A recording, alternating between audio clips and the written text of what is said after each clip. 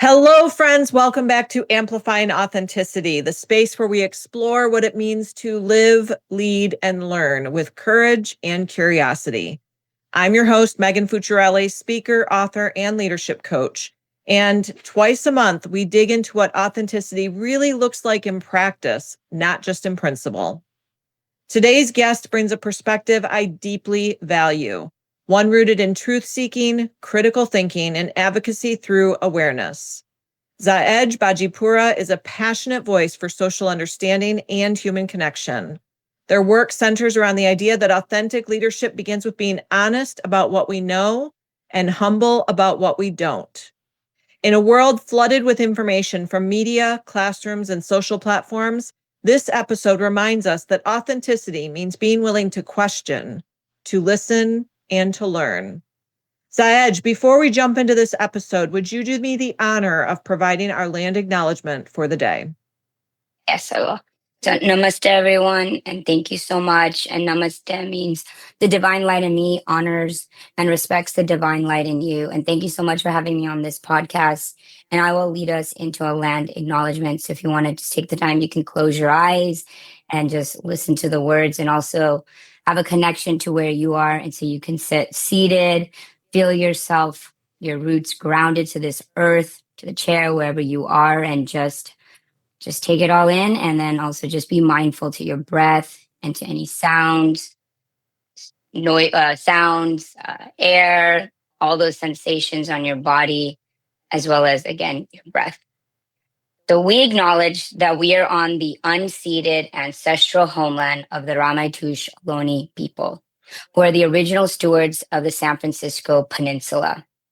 As the indigenous stewards of this land, and in accordance with their traditions, the Ramaytush Ohlone have never ceded, lost, nor forgotten their responsibilities as the caretakers of this place, as well as for all peoples who reside in their traditional territory.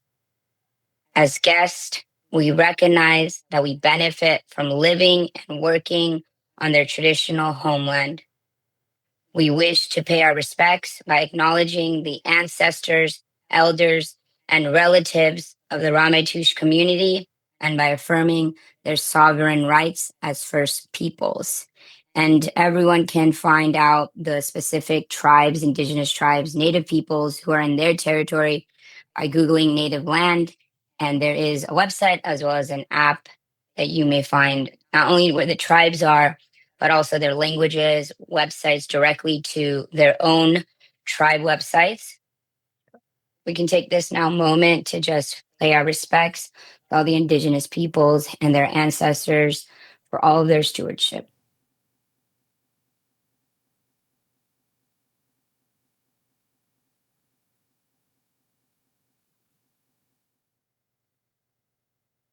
Thank you so much, Xahej. Appreciate that. And as you shared, and what I encourage everyone to do who is listening to this podcast is take a moment to find out which land you are on. Xahej shared that they are in the San Francisco area. I am in the Metro Detroit area, and there are many, many people around the country and across the globe listening to this podcast who are in different areas. So please take a moment to really acknowledge the land that you are on at this point. So, Xahej, thank you so much and welcome to Amplifying Authenticity. I'm so grateful that you're here. And I want to start with something that you and I have talked about before, and it's the idea that authenticity begins with curiosity, that we can't be authentic if we only surround ourselves with voices that echo our own. What sparked that realization for you? So this is quite an interesting story. And basically, I grew up again in San Francisco, which is very multicultural. And I also have roots in another area, Bajipura, which is why I take my last name as Bajipura in India. And having friends from so many diverse backgrounds, lived experiences, also having worked in social work as an educator, and also just being exposed to many perspectives helped shape who I am. And especially it was many different incidents, but because of my skin color, I started to notice that people started to treat me differently. And I had been explicitly called many names. So we'll be sharing some of the names. And this is a trigger warning, by the way. There is racism, violence, as I share some of my own personal anecdotes, but others. But yeah, I had been explicitly called terrorist. So I had other family members when we were in public, and these were by adults.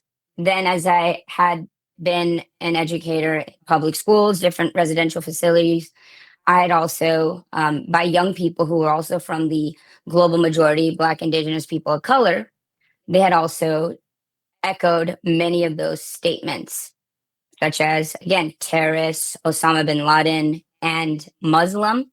So I knew at that point that they had not really been exposed to people directly from my communities, but then I traced that source of information where they must have started to come up with that realization. And it dawned upon me that this misinformation they were receiving was from the media and the news. And as we will probably discuss, that the media does disproportionately depict people of mostly Black and Brown communities in a negative light. And this was actually over 10 years, 10 to 15 years, I would say, after the 9/11 attacks in 2001, where many people who were in this brown, or as I like to say, tri-tone skin tone, who were wearing religious attire such as a hijab or a turban for the Sikh religion. But we also know that cultures, tribes, and communities around the world are also wearing these similar traditional clothing for their, their own identities or where they are. And based off of those representations of people, again, who look like me, but because of the miseducation, lack of exposure that young people have, even adults who may live in very homogenous communities, or if they live in very diverse settings, may still tend to congregate with those who look like them, who think like them, who speak like them, speak the same languages, or believe that those communities are only for themselves. And so, based off of that, I was like, well, these young people are believing these statements, but again, they never had any interaction with a lot of these cultures. And what was ironic is that when I was in South Florida, there was so much diversity, but there wasn't as much integration as I had seen in other metro areas like San Francisco and New York City.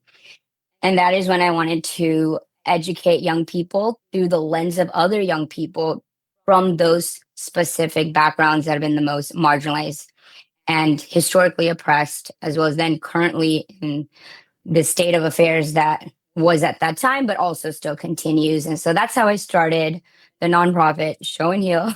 And it really is a play on show and tell, where we have young people or their families and other community members speak directly about their lived experiences. Because if you don't go to school with people that are from those backgrounds, or go to any of their places of worship, or you stay in your own religious place of worship, you never really discuss some of the deeper issues that stem from their realities that are not shown inclusively, right, in media. And so that's when I started to interview young people, and through a documentary, actually, the first one was about the Sikh background. It is pronounced Sikh, but most people say Sikh just because there's a little confusion in the way that it's pronounced.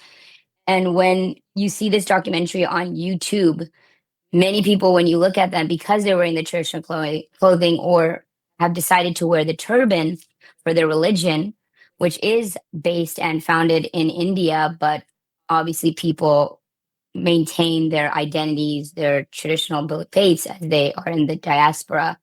And so if many of these students were called those same names, had experienced direct violence because their families had gone in public places, of course, we live our lives. And so they were harmed, but then also the rates of hate violence directly, assaults, physical, emotional, mental, as well as murders had increased after 9/11 among all these communities, whether you're from that religion or not, because really it was an extremist of Islam in the 9/11 attacks. But anyone that had looked similarly was going to be affected. And that is when I started my organization again, Show and Heal. And from that documentary, I learned that actually Sikhism was founded on breaking out of the caste system, which is why you'll see that many of actually those participants in the documentary had the same last name, which is sing or core. And that was to show, again, that there was equality. They also sit on the floor when they give out free meals in their gurdwara, which is their place of worship. And this is in any of their gurdwaras around the world, where they will also provide housing, free meals, no matter what your religion is. And in addition, again, just one of the inspirations also for me to maintain my Bajipura last name was because of that. By your last name in Hinduism, many families can tell you what their caste is. And as I shared in the past podcast, that these are the true realities of people based on caste. There is discrimination, Right. murders, lynchings, as well as other dispossession of land, opportunities, etc. Yeah. Wow, Xahej, you just covered so many pieces there. And as you were speaking, there are a couple points that I just kind of want to pull out for our listeners. And the first was the impact of media on the stereotypes that we choose to believe. And I know for myself, there's actually two realizations with that. The first was not only our media, but also our school system. You talked about our youth, but our school systems perpetuating some of the misnomers and misinformation. One very classic example is the history behind Thanksgiving and how many people will say Happy Thanksgiving, but in Indigenous communities, it's honored as a day of mourning because it is not a happy day. And I think that media perpetuates that with all of the pieces that come out about Happy Thanksgiving, and gratefulness and gratitude is definitely something that we could be reminded of, all of us across the globe. At the same time, I think it's really ironic how much of American society calls Thanksgiving a happy day of gratitude, but what they're grateful for is land and pieces that are not theirs or were not theirs initially, right? And I think that's so critical for us to talk about. Another piece that's very interesting is we talk about how media perpetuates things. I actually just learned something this morning. I was at the doctor, and my doctor is Nigerian, and we were talking about a trip I'll be taking with my son to Africa. And I had mentioned that my son really wants to go to Nigeria because of his background and his ancestry. And the doctor kind of shied me away from it, but was talking about the different city. And she talked about Lagos, which The I've always capital, called right? it Lagos, right? And it's actually Lagos. It's not even Oh, Lagos, it's Lagos.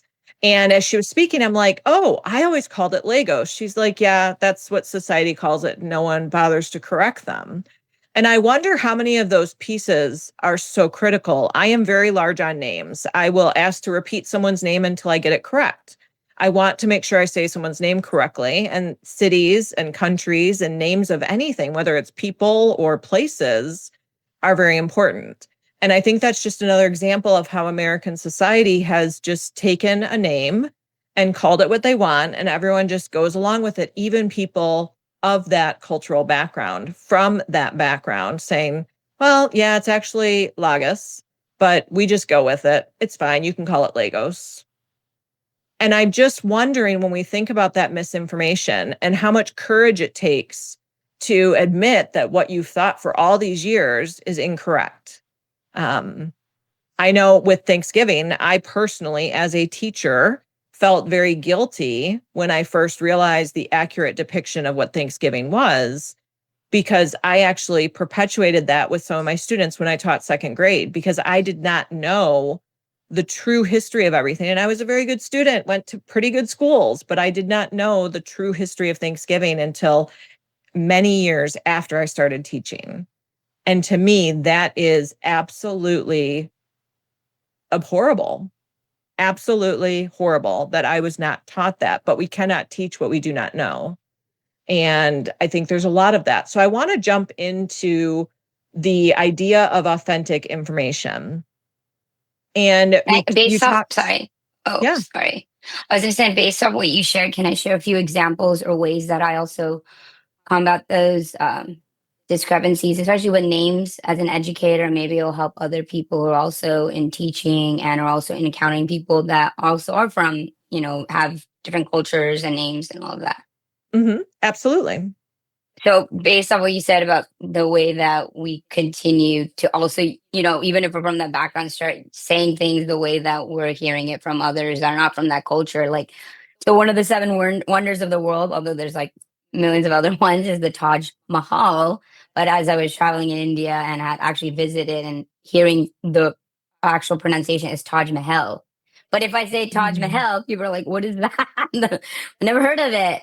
But the common way to say it is Taj Mahal, which is how, and a lot of foods that also are like that. When I took Italian, I learned it's not bruschetta, it's bruschetta. And so I go Mhm. to some very westernized Italian restaurants and they're like, can I get the bruschetta? They're like, what? I was like, okay, I'll just get a bruschetta. They're like, okay. It's really Yeah. important, I think, to at least acknowledge whether or not you can pronounce it, but at least to acknowledge that I know that this is not the way to pronounce it, but I am willing to learn and practice it. And actually, I used to think that why are people changing their names to a Western name? Like, aren't they proud of their name? Why do they have to change it so completely? And then I realized that many students just didn't want to hear their name butchered. And so it's to keep that authenticity of their name, their sacredness. They're like, let me just create a whole different name. And then it showed me, like, again, another perspective. And then Mhm. related to the names, so I do guest teach. So I work in, as I had shared before, like hundreds of classrooms. I have thousands of kids a year. Also, throughout my almost 2 decades working with youth, of course, there are names that are created by their families, sometimes combined. Then there are students that are around the globe, right? And so there's different accents, apostrophes, sounds that I may not actually be able to, with the way that, you have to have like a tonal background, or you have to pronounce two of the letters in a different, way than it is in English. And so if I'm not able to pronounce a name, I will spell it out. Or I'll make an attempt and they're like, because then maybe people are not listening and I'll be like, wait, so how do you pronounce it? And then it's like, how do you want to pronounce it? And or do you have a chosen name, an affirming name, or a name that you want to go by? And that's for all students, Mhm. because many also don't identify with their name, which may be more gendered. And or there are students who wouldn't share, but there had been some kind of maybe negative association with their full name, and so they only go by a letter. But I think it's, as an educator, we have to understand that everyone has come with some other kind of, their own story or their struggle, and not to pry too much into their business, but to also respect them based on how they want to be identified. As I share my name, my teacher name is Ms. Zai, and I will share that this is also not my legal name. This is my illegal name, just to make a joke, because it's not my legal name. And this is a name that I most identify with. And so I honor what your name is, or again, if it's a different gender name and all of that. And I also ask for their pronouns too. Right. And I think that's just one aspect of authenticity, right? It's sharing your own background, your own purpose behind why you have the name you have, and allowing students to see that they also have that ability. And another thing that we really want to touch on when we're thinking about authenticity is how we can be authentic with our own advocacy status, right? Um, I know myself as a white presenting woman, there are many pieces that I advocate for that many people will say, well, how does that directly impact you? Now, if they knew anything about me, they would know that it directly impacts me in a lot of ways. But I believe that everything that happens to anyone else directly impacts everyone else in society. I don't believe that there's anything that happens in a vacuum. And I'm wondering, because we've talked about this before, from your perspective, what does responsible advocacy look like, especially if it is for an identity that maybe you don't personally identify as? So thank you for sharing that about yourself. Just to go back on that previous example, and this is where I feel that I could have done more at that time, especially after 9/11 happened and I had heard news of what had happened either to mosque or masjids, as they say in Arabic, and also to people who had been more visibly seen as Muslim. And at the time, anyone maybe that is Hindu or from another religion, they may not have seen the direct connection right away. But then until I personally experienced those same comments and statements and saw people around me also being affected, that's when I was like, okay, it could affect me too, obviously, right? Because again, with so much the lack of education around all the nuance and diversity in terms of like religion and cultures and countries that most people will not understand the differences between the religions, but also that whatever was represented about Islam was also very false in terms of the whole religion. And it will affect, I mean, I'm an ally and advocate to many different cultures, whether or not I think it personally affects me. But even if I'm not an immigrant, which I'm not, I always share that I am forever a foreigner where I live, because I will always be asked, where are you from? Even though I was born and raised on a lonely land, and they really want to know where is my roots. But in reality, I can ask them the same, but because of the way they present more as a European American, they won't be ever seen as that, even if they just recently immigrated. And so when we're speaking about immigration, I mean, this is even beyond the point. If, of course, my family is immigrants, but I've seen this throughout history that many people forget their roots. So those that had immigrated, because unless you're the 2% of the indigenous population that exists currently, we all are immigrants. And if we're speaking about legal or illegal immigration, there there's no one is illegal on stolen land, right? As you had shared about Thanksgiving, yes, this is also a time to acknowledge that it is mourning for the over 2% of the population, not sure how many millions of people, but also the lost ancestry, the lost generational wisdom, their own land, all the native species of plants and animals, the forests that they had preserved, right, for millennia. And then this time is actually a time of also grieving and fasting, not the feasting. And if we say that they're the way that they have been, again, viewed by society, the negative stereotypes, they were protecting their land. And it is because of them that we are here. Mm-hmm. And because the land was stolen, there is no legal or legal form of immigration. And we all are immigrants. And even those that came before, maybe they're many generations removed, but they're only here because of those who came before them. Right. And I do like to share that even though directly we don't understand how we are connected, I'll give a personal example again, is that there's anti-Blackness around the world, around various cultures and communities. There's colorism we've discussed also, but there's this negative representation of people of color in other countries. And so people are only looking at, oh, this is a riot. Oh, look at how violent some communities are, when they don't understand, again, that gross misrepresentation, also the systemic injustices, historical context, and how those are repercussions that exist today and even are amplified, but then also more subtle.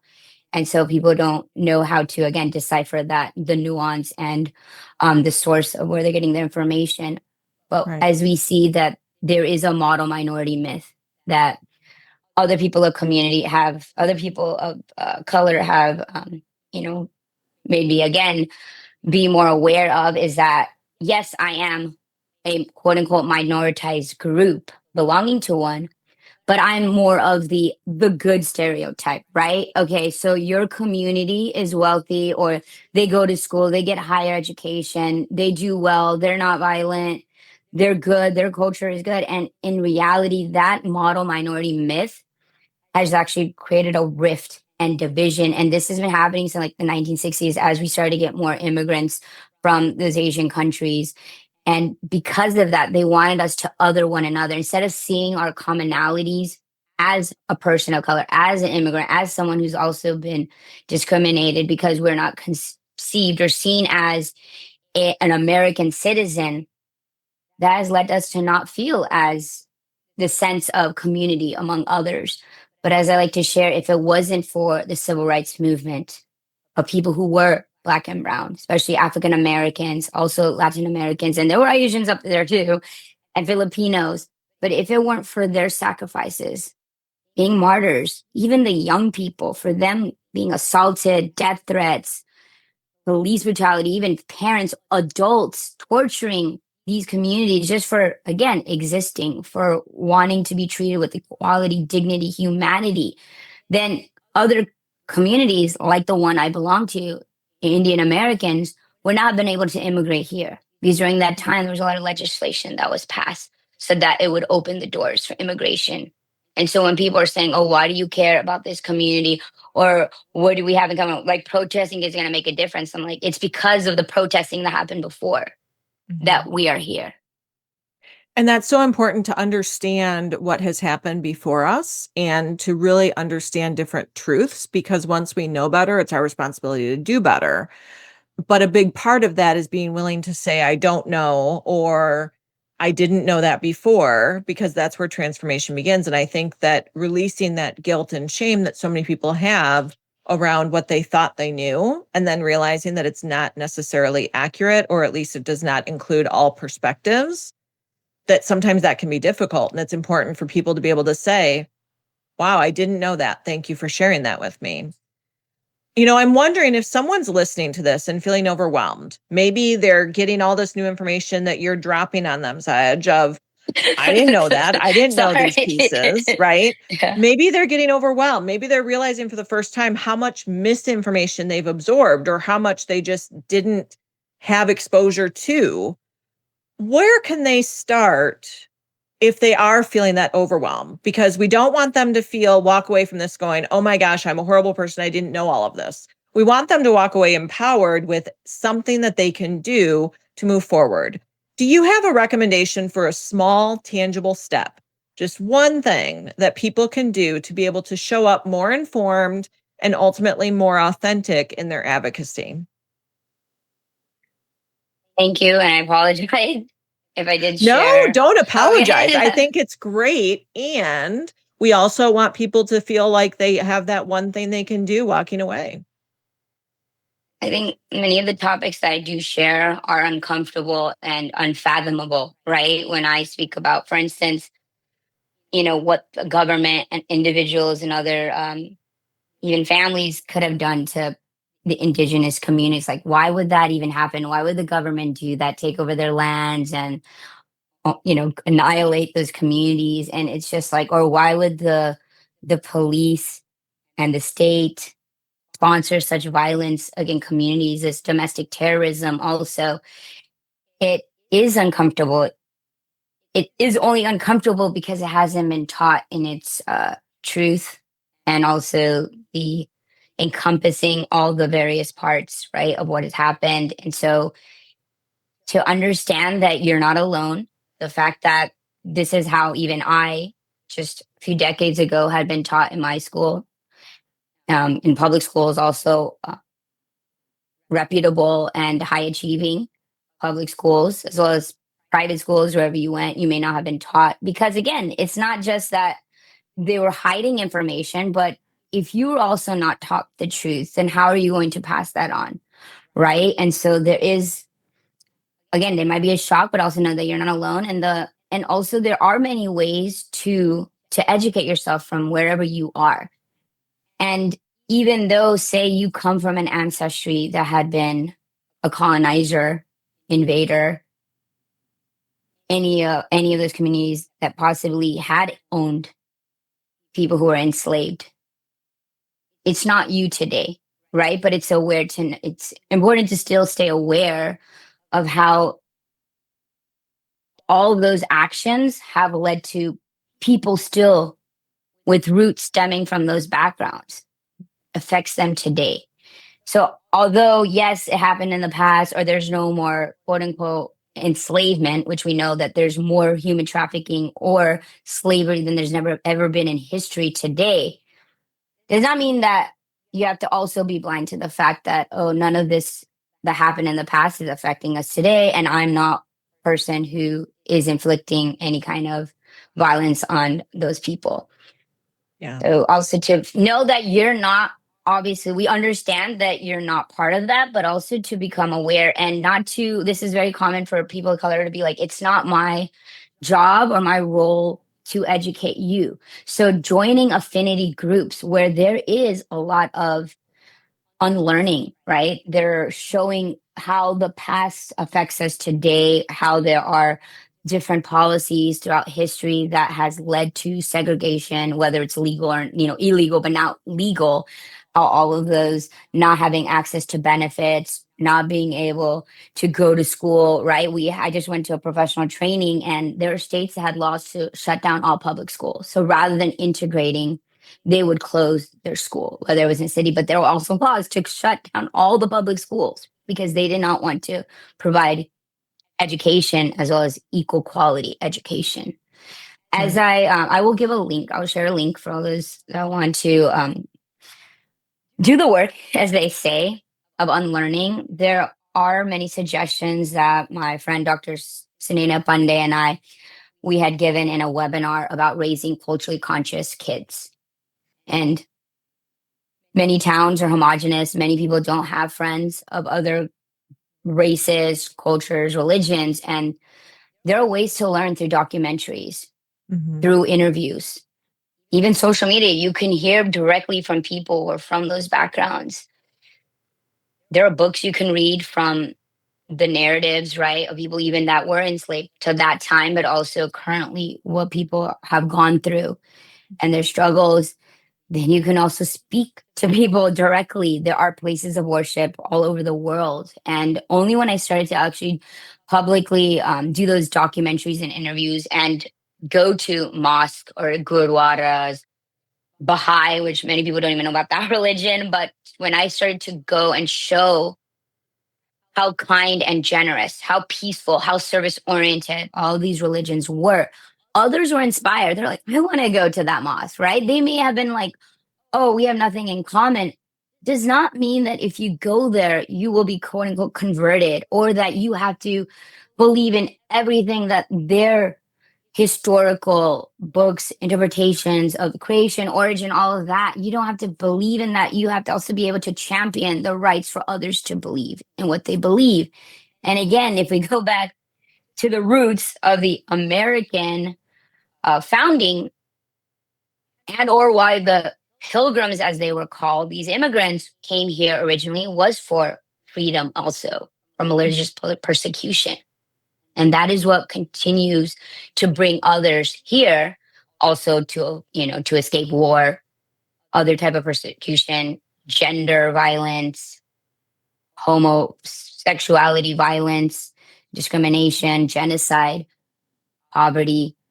All of that also brings us here because, again, due to the colonization of many of the continents, that has led to a lack of resources for those who live there, exploitation, poverty, and that is why we see immigration to the more Western developed countries. So what I'm hearing that you're recommending people do is, number one, take away the shame and realize that they're not alone, and to educate themselves, because we cannot pass on knowledge that we do not have ourselves. Exactly. Okay. And we're going to be providing some of the links that you mentioned that provide access to people who are listening to this to be able to find that information. Because as you shared, not everyone who identifies in a specific group wants to be the spokesperson for that identity group. So it's up to all of us, if we want to learn, to have those conversations and to do our own research. I know for myself, whenever I need to learn how to do something, I Google it. I put it in YouTube. I find ways to find something out. But unfortunately, when it comes to conversations like this, when it comes to authenticity, when it comes to equity, when it comes to learning about diversity of people, we don't always want to Google that. And I just encourage all of us to take it upon ourselves to find the information we need. Xahej, I have one more question for you. When we're talking about media and when we're talking about really having different perspectives, we've talked about how the media can give untruths or misinformation. How would you recommend people go about identifying the information that is accurate? So we're inundated with information, right? And or what has been labeled as fake news. And also the way that textbooks are written, the way that different forms of media is also shared. We have to realize that not everything in those forms, whether it's a history book or other publications, news story is going to be accurate or is the truth. And so it's very important to also know who owns the media. There's censorship in many countries where you're not allowed legally, and or there are severe consequences, assassinations, missing journalists, right, who are being targeted for speaking the truth. And so it's very important to know who owns the media. Also, if we're talking about research, who's funding the research, because there's also ways that people are twisting the truth in order to project their own uh, interest. Then also, another quote which Show and Heal that we had promoted was, before we speak about others, let them speak from directly, right? Let them speak for themselves. So when we're talking about lived experiences, it's very important for not to always just be questioning or looking to the other side, but also knowing that there's a reason that there are certain uh, implications based on your race, whether it is a social construct, but there are people that are being impacted because of those identities. And to go directly to websites, for instance, the way that history is taught about indigenous people or people of color is going to be very different than if you go to those direct websites, especially organizations or tribal sovereign websites learning about their own histories. That's not going to be taught in whichever state you're in. So again, going to that app, going to the direct websites of those communities that are impacted is going to help you. And also knowing the difference. There's a lesson by Learning for Justice where you can actually help you understand what is opinion versus fact versus prejudice, and being able to identify for yourself. And also with the age of filters, Photoshop, and now AI, we have to, as I teach my students, that the way that you see people because of all this marketing and what we believe we need, because there's sales, because we're being told that we need this type of makeup or we need to do this to change ourselves to keep up with the beauty trends, that who you're seeing, they could be on a filter, right? They may have had work done on themselves. Now with AI, you can be however you look, right?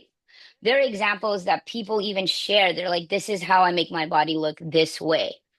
There's even lightning, not just real life, but there's also those filters. And so know that also the way that we're seeing more body types, specific body types in models as well as in actors, that is a very small percentage of people from this community. Like if you look at the Barbie, she's just proportionate. There's no way a true human without breaking their ribs and or doing other type of modifications to the body that a person could be that size and in that proportion.